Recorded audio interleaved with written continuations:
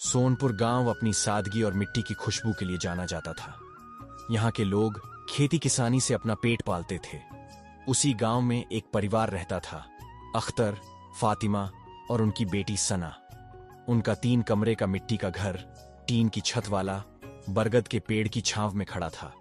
अख्तर खेतों में मेहनत करता, फातिमा घर का काम संभालती और सना 18 साल की समझदार लड़की, पढ़ाई में तेज थी और साथ ही घर के काम में भी खूब हाथ बटाती थी।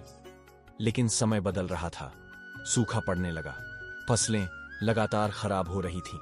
अख्तर दिन रात मेहनत करता, फिर भी गुजारा मुश्किल हो गया। राशन की थैली हल्की होती जा रही थी और माँ बाप की आंखों में चिंता साफ दिखने लगी थी। एक शाम जब चूल्हा बुझ चुका था और फातिमा पुराने टीन के डब्बे से गेहूं के दाने गिन रही थी, उसने धीरे से सना से कहा, बेटी, अब हमें तुझसे मदद चाहिए। गांव के बाहर जाकर काम ढूंढना होगा। सना की आंखों में आंसू आ गए, लेकिन उसने मुस्कुराते हुए कहा, अम्मी, आप फिक्र मत करो, मैं कुछ भी करूंगी, पर आपको फिर से मुस्कुराते हुए देखना चाहती हूँ। अख्तर ने सना के सिर पर हाथ रखा। बेटी, तेरा हौसला ही हमारी ताकत है। अगले दिन सुबह सना कुछ रोटियां, एक पानी की बोतल और मां की दुआ लेकर गांव से बाहर निकल पड़ी, काम की तलाश में। गांव से दूर एक घना जंगल पड़ता था। गांव में एक डरावनी कहानी मशहूर थी। उस जंगल के अंदर एक पुरानी झोपड़ी है जहां दाना नाम का राक्षस रहता है। लोग कहते थे कि वह इंसानों को खा जाता है, लेकिन सन्ना को डर नहीं लगा। उसका पेट खाली था, लेकिन हौसला भरा हुआ। चलते चलते शाम हो गई।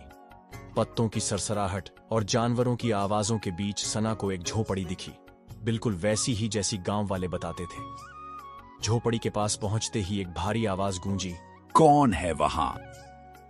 सन्ना ने डरते हुए कहा, मैं सना हूँ, काम की तलाश में हूँ। दरवाजा धीरे से खुला।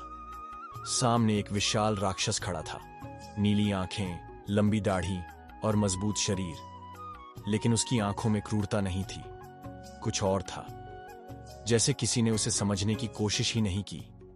राक्षस ने कहा, काम चाहिए? यहाँ काम भी मिलेगा और परीक्षा भी। क्या तैयार हो? सन्ना ने सिर हिलाया। हाँ, मैं मेहनत से नहीं डरती।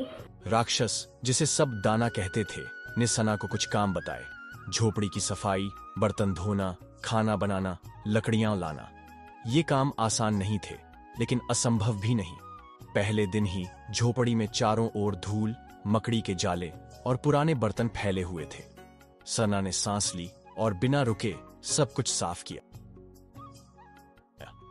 उसकी उंगलियों में छाले पड़ गए, लेकिन उसने शिकायत नहीं की। दाना हर शाम एक कोने में बैठकर बस देखता रहता। तीसरे दिन उसने कहा, तुम में हिम्मत है, लेकिन क्या तुम ईमानदार भी हो?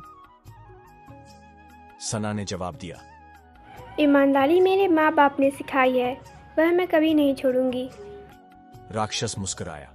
फिर उसने सना को सोने की मोहरों वाला एक संदूक साफ करने को दिया और बोला, अगर तुम चाहो तो इनमें से कुछ रख सकती हो, मैं नहीं देखूंगा। सना ने उस संदूक को चमकाया, मोहरों को गिना, फिर बोली, ये आपकी चीजें हैं, मुझे जो मेहनत से मिलेगा मैं वही लूंगी। रात को दाना चुपचाप रो पड़ा। कोई नहीं जानता, पर वह एक श्रापित राक्षस था, जिसे इंसानों की परीक्षा लेकर उसके श्राप से मुक्ति मिलनी थी। 1 सप्ताह बीत गया। झोपड़ी अब चमक रही थी। जंगल की पगडंडी तक साफ कर दी गई थी। सना हर काम निष्ठा से करती थी। दाना ने एक सुबह कहा, तुम मेरी परीक्षा में पास हो गई हो सना। अब समय है कि तुम अपने जीवन को बदलो।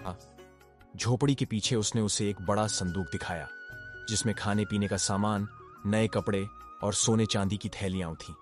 है, दाना ने कहा, ये सब तुम्हारा है और तुम्हारा घर अब वैसा नहीं रहा।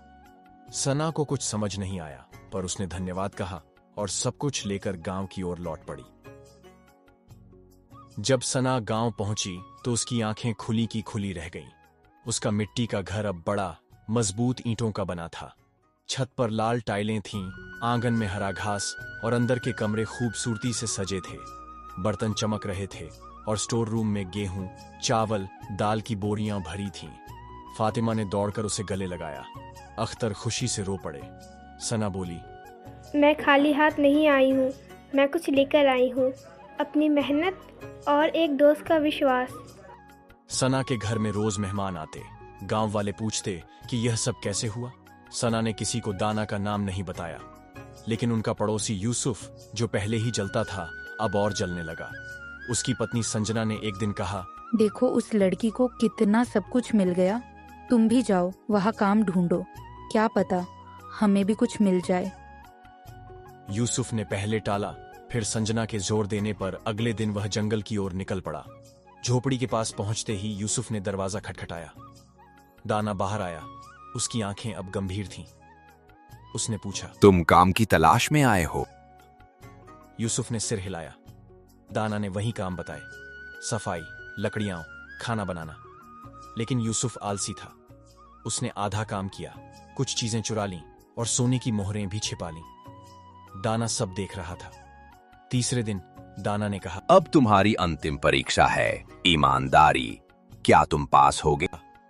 यूसुफ ने झूठ बोला। मैंने सब ठीक से किया है। अगले ही पल राक्षस की आंखें जल उठीं। तुमने मेरे नियम तोड़े, अब तुम्हारा रूप भी बदल जाएगा। और चमत्कार हुआ। यूसुफ एक गाय में बदल गया, बड़ी, सफेद, शांत। कई महीने बीत गए। एक दिन जब सना खेत में काम कर रही थी, जंगल की ओर से रोशनी फैली। दाना की झोपड़ी की जगह अब एक सुंदर मंदिर खड़ा था। एक बुजुर्ग पुजारी गांव आया और बोला, दाना अब मुक्त हो चुका है, उसकी आत्मा को शांति मिल गई, क्योंकि एक लड़की ने उसकी परीक्षा को पास कर लिया। गांव वाले सना की इज्जत करने लगे। वह अब सिर्फ एक लड़की नहीं थी, वह गांव की प्रेरणा बन गई। यदि आपको हमारी वीडियो पसंद आती है तो कृपया उन्हें लाइक करें, अपने दोस्तों के साथ शेयर करें और हमारे चैनल को सब्सक्राइब करना न भूलें। आपके एक लाइक और सब्सक्राइब से हमें बहुत प्रेरणा मिलती है और हम आपके लिए और भी अच्छी कहानियां ला सकते हैं। धन्यवाद।